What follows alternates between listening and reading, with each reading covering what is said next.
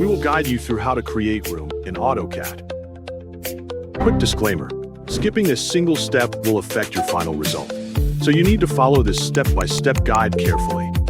If this guide helpful, don't forget to like and subscribe. First, don't forget to comment if you still need our help or want to ask something, and we will reach you as soon as possible. Second, begin by opening AutoCAD and clicking Open to start a drawing. Type rectangle in the command line and create the basic bedroom area according to the required room size. For the bed, type rectangle and draw the main bed shape. Type explode and select the bed rectangle so its lines can be edited separately. Type offset and offset the bed lines inward to create the bed cover detail. Type rectangle again and create a smaller rectangle for the pillow. Type fillet and apply the required radius to round the bed and pillow corners. Type hatch and select the bed cover and pillow areas to add a pattern. For the living room, type rectangle and create the sofa shape. Type explode and select the sofa rectangle.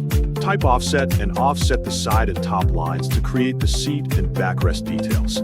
Type fillet and round the required sofa corners. Use the trim command to remove unnecessary lines and clean up the drawing.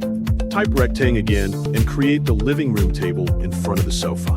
For the toilet, type rectangle and create the basic WC shape. Type explode and select the rectangle so its lines can be modified. Use arc and offset to create the curved toilet bowl and inner detail. For the wash basin, create two rectangle shapes for the outside and inside. Type circle and create the basin detail. Then use offset to create the inner circular section. Use line, offset, and arc to complete the remaining basin details. For the shower, type rectangle again, create the shower area and offset for its inner boundary. Type rectangle in the middle. Then use hatch to represent the shower floor or drain, and save the drawing by pressing Ctrl+S.